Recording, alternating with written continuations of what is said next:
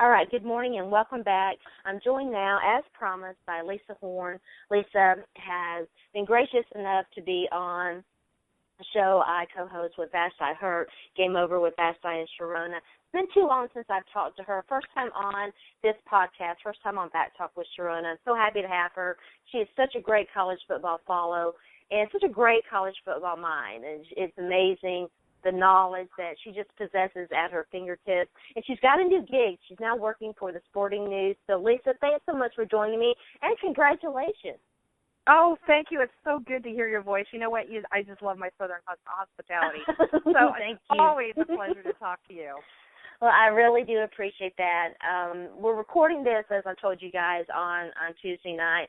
And obviously, there are two big stories right now in college football outside of the amazing Tennessee football win over Georgia this past weekend that we're going to talk about. I haven't crowed about that enough, but we're going to start with USC and the situation there. Sad news. I'm a little disappointed. I know that he's got some problems and has somewhat maybe created the bed that he's lying in. But I'm a little disappointed with how Steve Sarkisian's problems have been so well publicized out there in the media. But he's now been terminated by the University of Southern California. I almost said South Carolina. Lisa, give us your overview of that and how you think that whole situation went down. This whole thing has been kind of weird. You know, it's interesting. I remember at Pac-12 Media Days, I remember saying to a friend of mine who's in the business, Jill Painter-Lopez, she works for Fox Sports West. Yeah. Right? And I said to her, I don't know what it is about him, but something is not right. And we discussed this, and I go, it's like he's not being honest with me. Like, I ask him a question, and I get a rehearsed response. And, you know, sure enough, I asked him a specific question, and he gave me this canned answer. And then on a radio show 2 hours later, I was listening to it, and it was the exact same answer. And I'm thinking to myself, why does he feel a need to memorize answers in advance? And I did notice, and this is kind of weird at the time, I thought his eyes looked bloodshot. I thought, you know, maybe he's having an allergy problem. I look back at that now, and I wonder if that was a sign. I don't know. I have not been a big fan of the hire. I've heard the rumors, and I hate to, you know, I hate to buy into rumors, but you know what? When there's smoke, there's fire, and there's just so many rumors going on right now about his some sort of substance abuse. We don't know if it's alcohol. We don't know if it's, you know, addiction, pain addiction, prescribed medicine. I don't know. I can tell you this. Yeah.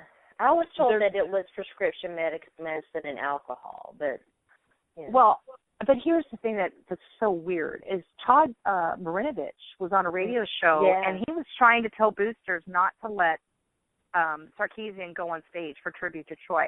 Now, here's a guy who has a very checkered past, and even he recognized there was a problem, and I'm thinking, why didn't President Nikias and why didn't Pat Hayden stop him from going up there and embarrassing himself? They had to have talked to him at some point. Yeah, you know, I saw people tweeting about that earlier today and saying, heck, even Todd, you know, had the best take on all of this. I didn't know what they were talking about. Apparently that's what it was. Yeah, he had a huge problem with drugs. And, you know, apparently he's overcome it. Good for him. And, you know, and here's Sarkisian. He's a nice guy, okay? Don't take that away from him. But at the same time, when you show up under the influence of something at a special teams meeting, in the morning, you know you're not right. And I'm like, you know, even people that have major problems know they're not right. And when he was first, you know, confronted by this with Pat Hayden, the athletic director at USC, he said, I don't know if I have a problem. Well, you did know. And he promised he would stay off alcohol, and for all I know, he did. And this is a prescription medicine problem. But I'm bothered that he jeopardized possibly lives going to work, driving to work. And not only that, but you know, he had to have had some interaction with kids, and kids are perceptive. and they had to have noticed, and it really is just a bad situation all around. Now, I've not been the biggest fan of Pat Hayden. What do you think about how he's handled this situation? And is he safe? It sounds like he got the dreaded vote of confidence today. Well, I mean, even Pat Hayden's wife is questioning her husband. So my attitude is I have a lot of respect for Pat Hayden, the football player. I have a lot of respect for Pat Hayden, the scholar. I mean, he was a Rhodes Scholar. He's squeaky clean. He's the kind of guy you want in charge of your sports programs. The problem is I think sometimes he vets too much, or he relies too much on his emotions. Look, the Kiffin experiment didn't work out well, and now we hire the other offensive coordinator, Steve Sarkisian. And, it seems to me that Hayden threw the search firm under the bus a little bit when he said, well, we use the search, we vetted him out through a respectable search firm, so maybe you should hate the search firm. Look, if there's a lot of red flags out there, and the fans weren't crazy about him up in Washington, and let's be honest, he didn't have a great record up there, then why was he hired? Why was he hired? What was his nickname? They called him like Steve. The 7-win Steve. Yeah, and granted, he took over a program when we were still, we're still reeling from the sanctions, but, and I got to be honest with you, Sharona, I'm one of those people where I believe that addiction is not a disease. I believe it's a character flaw. So you're not going to get me to feel sorry for his predicament. Here's where I do feel sorry for him. He's got a young family. He's got kids. I feel bad for the guy because he's lost his job. And he's going through a divorce, all of that stuff. My heart goes out to him. Yeah. But but at the same time, he had choices, and he made those choices. No one put a gun to his head to do it. And people say, well, addiction, blah blah blah. I get it, but it still is a choice. It still is. So I hope he gets help. I think a lot of Trojan fans want to see him get help because he is a nice guy. Yeah, and even he had been warned. Yes. After the booster event, he had been warned, and it's not like he wasn't on notice that these issues were going to, sometimes it takes a wake-up call like that. Well, I think he first of all, he hit rock bottom, but here's something that needs to be clear. When you have an addiction, a school or your employer cannot fire you per se because you have the addiction because it's considered a disease. You need to get a chance to get help, right? But what happened was, from what I understand, is that Pat Hayden then drew up his contract or added a clause in there for professional conduct, which changed everything. And when he found out some stuff that had happened, now understand, he didn't show up for practice today. That became unprofessional. There's where the unprofessional, and plus he apparently was inebriated. So there was cause for termination, which means he may not even get paid for his contract. Yeah.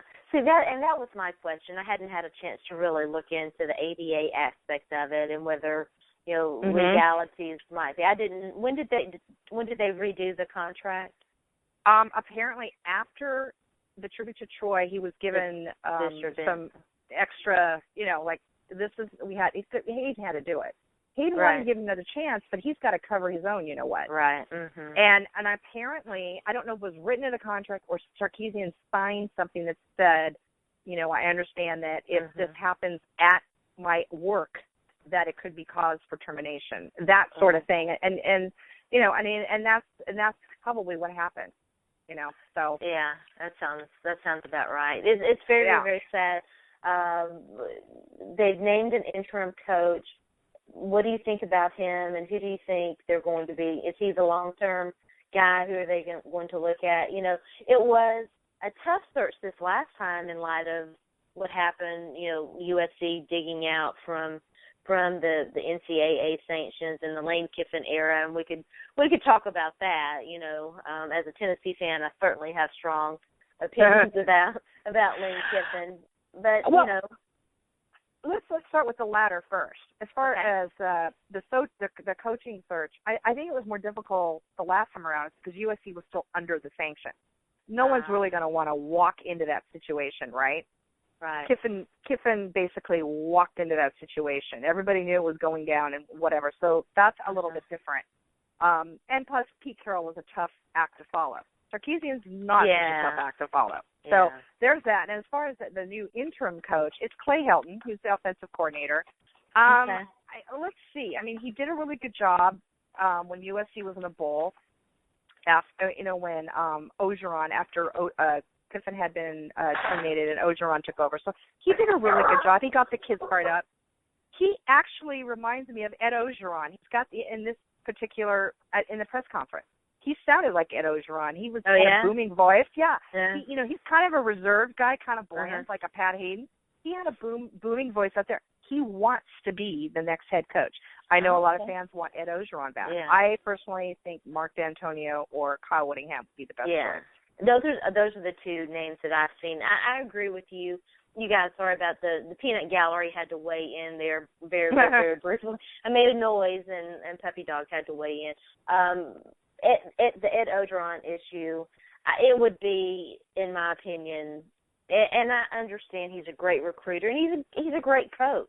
But in light of the issues that USC has had with the NCAA, it's like Tennessee hiring Donnie Tyndall. Right. You just don't. Do you want to go down that path again? You don't want to go down that path again. And the same thing with Chip Kelly. Everyone's like, what about Chip Kelly? Because a lot of people think that he's going to be done with the Eagles. And I'm like, he's fresh off a show cause. Yeah. December. USC, I'm like, you're crazy, number one. Number two, his offensive schemes and mindset are not Trojan football. USC they really aren't. Yeah. No, that's the other thing. Yeah. I mean, well, how Mike Leach? You know what I mean? Yeah. I mean, it's not a pass heavy. They like to run the ball. And so I don't think that's not going to work. Yeah. No, he's got some skeletons. Yeah, he's got some skeletons in his closet. Like I said, the athletic director, Pat Hayden, is very squeaky clean. Yeah. Yeah, they brought Pat Hayden in because of that, right? He was the guy that was going to clear up the university's image and all of that. And while I don't think he's done the best job as an AD, you cannot deny that he's done a fantastic job fundraising and in other areas too. Yeah, it's just been a series of things that have happened under his watch that it's really hard. I mean, I talked to a couple SC fans, and they all say the same thing. When you bring up USC football, can we actually talk about football? Because it seems like we're talking about everything but USC football. And, I've gotten a couple of texts from players, and it seems to me like they're mad at Sarkisian, but at the same time, they want to see him get help. And so their emotions are torn, and that makes perfect sense to me. It's like if you're a kid and you have a parent who's got an alcohol problem, you're mad at them because they're not doing parent things correctly. Right. But at the same time, you want to see them get fixed. Yeah. And I think that's where the kids are too, as well. Yeah.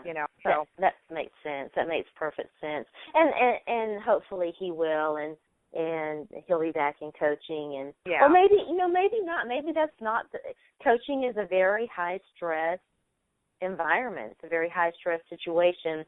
A great way to segue to Steve Spurrier. Maybe it's not in Steve Sarkisian's best interest to get back into coaching. You know what? I could see him going to broadcasting. He's got a face for television. He's got a really strong voice. Good. I could see him totally doing that. You know what? Sometimes you got to make lemonade out of lemons. Yeah, exactly. Exactly.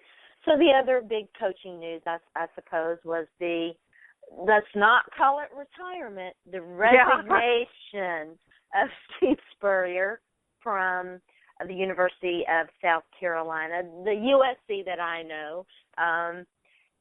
As a Tennessee alum and as a Tennessee Volunteer fan, it's very, very, very bittersweet.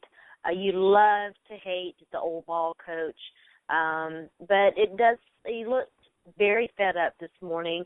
I think from what I extrapolated from that press conference, he didn't feel like he was connecting coaching-wise or recruiting-wise, and that's really the two things that you do in college football. I'm struck by this. Why? Supposedly he's got one more game left. Okay, before he resigns. Was that the No, it's effective immediately, and they've already named an interim head coach. And he was something's up. Okay, I'm going to tell you this right now. Let's be the first to say it. Something's up. Okay. A coach does not resign in the middle of the year unless something big's coming down. And I'm going to put it out there. You viewers can talk about it all you want. I like Steve Spurrier. My God, he is great for college football. He was one of the only reasons why I could not wait to watch SEC Media Days. It's like when Spurrier, I would check. I love the man. He says what he thinks. He's not apologetic about it. He's not PC, and I respect what he's done for the football program at South Carolina. Has been nothing short of amazing. Tough shoes to follow. He's built quite a program there. But when you resign and not retire in the middle of a season, that to me is a huge red flag. And I don't know if this is an NCAA thing coming down. I don't know, but something's not right. And that was my first reaction. It did strike me as very, very, very odd too. And you do wonder, and maybe that is something that we'll hear about in the upcoming days. It's very curious timing. It was in the middle of the season. In the middle of the season, too. I don't get. I could see him doing it at the end of last season when they didn't do well, but in the middle of the season, just when you're starting conference play, Sharona, what is going on? There is something that big games. Big games. Exactly. But what is causing him to just say, I'm done here? Yeah. There is something, hey, we're the first ones to put it out there. There you go. Yeah. No, it would not, in a way it would surprise me, in a way it would not. I mean, college football is, it is what it is. And a lot of shady things go on behind the scenes that, some fans might have an indication of that. Some fans might not, but it's a big money maker, and we all know that, I think. So, a lot of people said, he resigned the same day that Sarkisian was terminated, and people are putting the two as correlating, and I'm like, no, because I don't think they're related. No, because you know what? They're not going to. First of all, USC can't contact any coach that's still coaching in the middle of the year. That's you're violating. What is it? Interference of I forget there's a term for it, but you can't do that. Okay, number one. Number two, why not just coach out the rest of the year?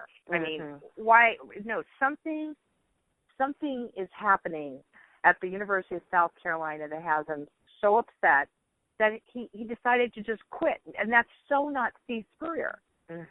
He's a fighter. I mean, I don't know. I hope it's nothing bad. I hope his health is good.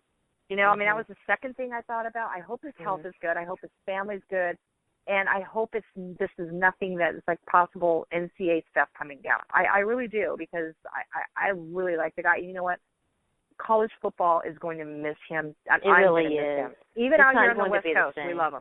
We love him. Yeah, it's not going to be the same. I think the only thing that makes it maybe make a little bit more sense is that he did bolt from the NFL too, when it was pretty clear it wasn't working out for him there, and that he wasn't connecting with his players. They weren't responding, and so there is a little bit of a history that that suggests that might be the case here. I guess we will find out. Who do you think? What names do you see projected maybe to South Carolina? I mean, someone said that it's a tough one. Someone said it's a top 25 job, and no, it's not. I mean, it really isn't. Top 50 maybe, but not top 25. But it's a heck of a lot higher than it was when he first started there. Yes. I think you're looking at probably like a coach from the MAC or CUSA. I think that's where you have to go at this point. The good news is that you've got a good 2 months to start vetting candidates. You're kind of ahead of everyone else, probably going to fire their coaches at the end of the year. USC's kind of in the same boat. And, plus there may be a coordinator there or a defensive coordinator there is just waiting to snap up. I mean, I don't know how, and it's unfortunate that I don't know this, but I don't know how many veterans he has on his staff as far as offensive coordinator and defensive coordinator. I mean, how long have these guys been there? That's a good question. Yeah, it's. I haven't kept up with South Carolina's. I used to keep up with their because Charlie Strong came from South Carolina. He was on their coaching staff, a few years ago, and he was a guy that I had followed because I really liked him. You know what? I'm so happy. I mean, sorry, Oklahoma fans, but let me tell you something. I was whooping it up when they beat Oklahoma, and I could. I have no dog in that fight.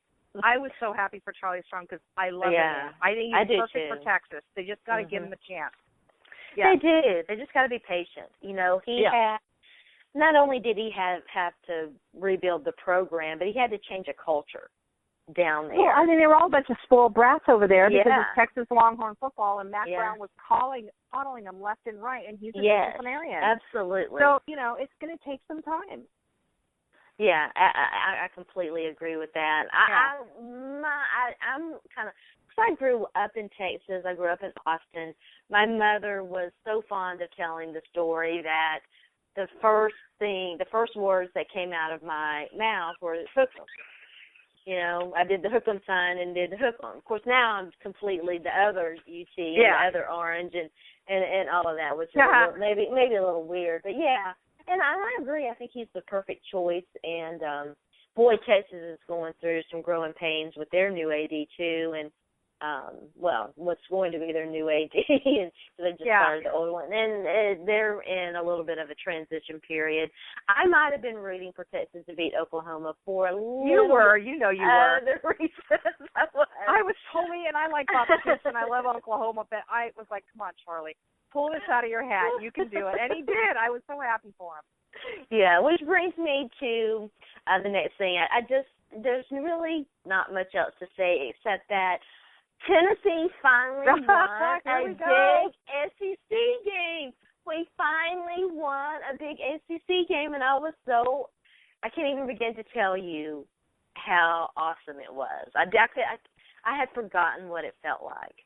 This is what I wish for Tennessee fans, honestly, that Georgia goes on unbeaten for the rest of the year to make your win look that much more special. Like because if Georgia loses to like 4 or 5 other teams, then it's like, well, okay, if the win wasn't that big, right? Yeah. But for you guys to be the ones, I mean, here's the thing with Tennessee. We know eventually the program is going to get back up to where it used to be. We know it. So I hope you can't have such a big stadium and such a loyal fan base and have that program go to waste. There's no way. Number one. And I have to tell you, y'all are probably, I know Alabama fans are going to hate me for this, but Tennessee fans, I love you guys. Aww. Ball for life. I know all your hashtags, VFL. I mean, because I'm so impressed with how patient you guys have been. Yeah, I mean, you've been through a lot. Oh my gosh, the Lane Kiffin, the short-lived Lane Kiffin era, the 1 year, and then the Derek Dooley era. Woof.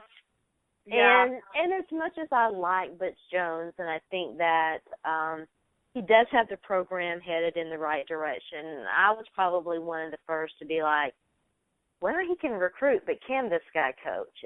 Right. And we're going to find that out, and I think that patience is going to still be the way to go here, because I think Butch Jones is still growing into the job, and and they're not going to move on this year, and probably not next year. So UT fans are going to have Butch Jones for at least probably another 18 months, and so try to be patient. And I think that, getting this one big win is going to help that. You know what? It's what they say, baby steps, right? But that was not a baby step. That was like a toddler step. It was a huge step. Yeah. Come on, I mean, it would be one thing if God, I remember when you guys were playing Arkansas. Was it Arkansas? Lord have mercy. I didn't want to watch that game. I was like, oh my God. I was like, who do you root for? Both teams. Fans are suffering and with so much promise and it not being there. And then I was like, all right, you know what? They're playing Georgia. I'm sorry, Georgia, but I'm going to be a Vol for this week. I know Charles Davis, one of the biggest Vols ever. Yeah. He was thrilled. I actually saw people. I mean, here I am in Southern California. I saw people wearing Tennessee shirts. It was pretty amazing. That's pretty cool. Yeah, it was neat. Yeah, that's very, very, very cool. Okay, so I have to ask you, it's still early, but who are you looking at for your Heisman vote? Yeah, his is one of the years where, honestly, I mean, I think Leonard Fournette at LSU is at the top of the list. He's way up there. He's so good. He's good. I want to see how he does, though, against some better competition, because really LSU, who they've played so far, it's been, you know. Yeah. I really like Devontae Booker of Utah. He's been my sleeper, and last week he came through for me. Thank you, Devontae. Wow, Utah's doing so well, right? Yeah, Utah's doing well, and I kept people like Devontae who, and I'm like, oh no, this guy he's fantastic. You know, Cody Kessler's still on my list, and only because he had a bad game, and I don't know what happened. I don't know if this whole Sarkisian thing got under his skin or what. He had one bad game, and I always say that you're allowed to have one bad game at the highest, especially early in the season, which brings me to my second, Jared Goff of Cal. This guy, his touch, his presence of mind. I mean, you watch him behind the line. He was looking off a receiver until the last second. Stuff like that impresses me. Now, granted, he had 4 picks, the 4 picks against Utah in the first half. So he had his bad game. So Kessler and Goff cannot have any more bad games. Leonard Fournette, he hasn't had a bad game. He gets a mulligan as well. But those guys are up there for me. Those are the guys that I'm really looking at. Yeah, and there was another one, Nick Chubb, but yeah, such a sad. I know. It very seems sad. like and this has been almost a trend going back several years that a very highly rated good running back has gone down in a Tennessee football game, and it's sort of frightening. It's a curse.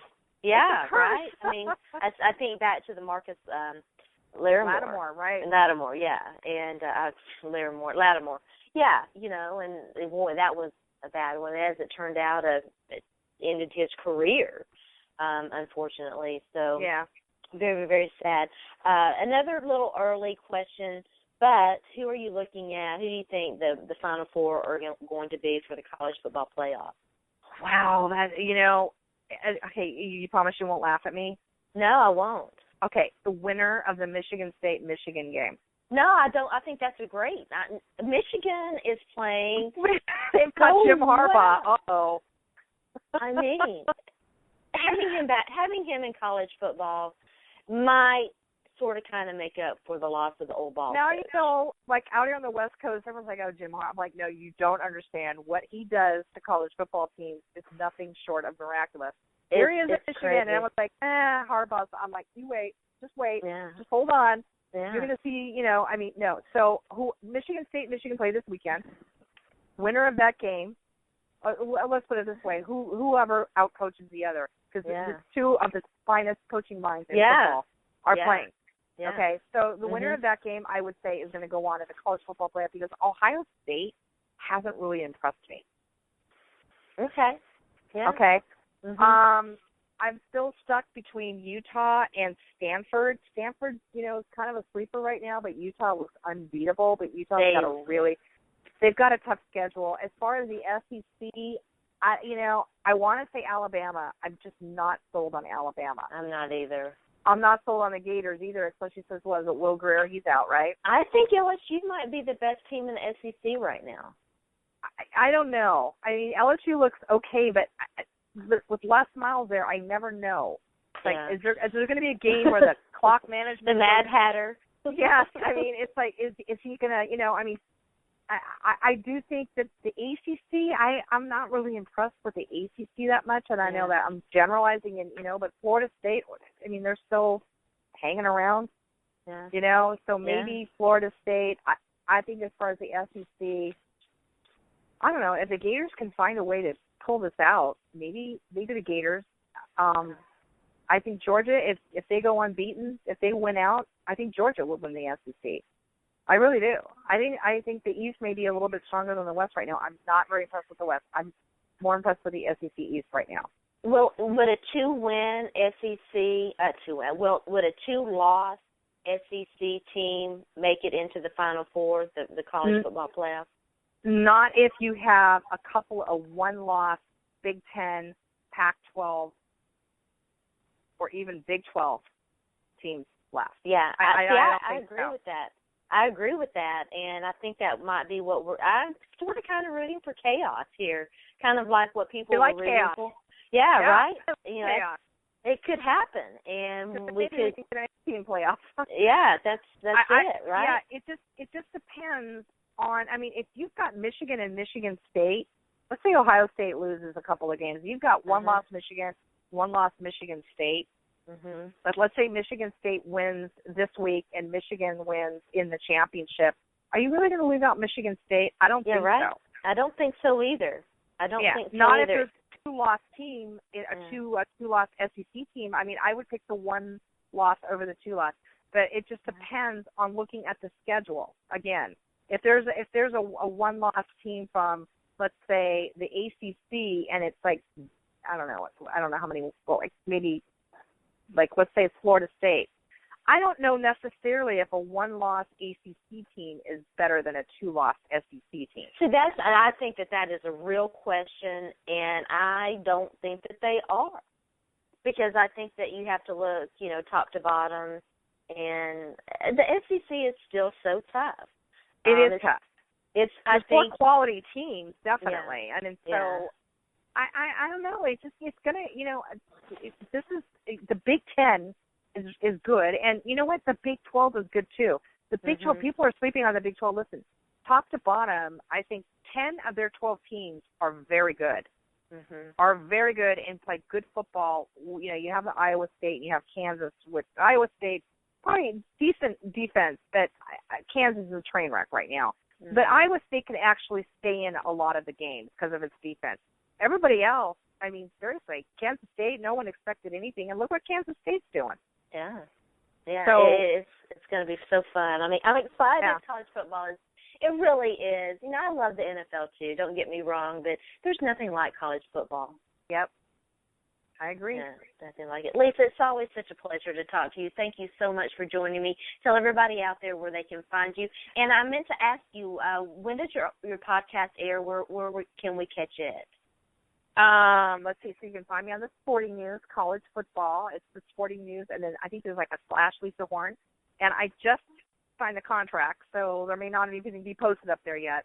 You can find me there on Twitter, Lisa Horne, LisaHorne. I also have a podcast on TuneIn Radio with my co-host. We have our own show we do once a week with PJ Reeves. And then Pigskin Grind, my own website. And it's fantastic. Always great information there as well. Thanks again. Can't wait to talk to you again on Game Over with Ashley and Sharona. All right. I'm looking forward to it. Take care. And me too. Okay, bye-bye.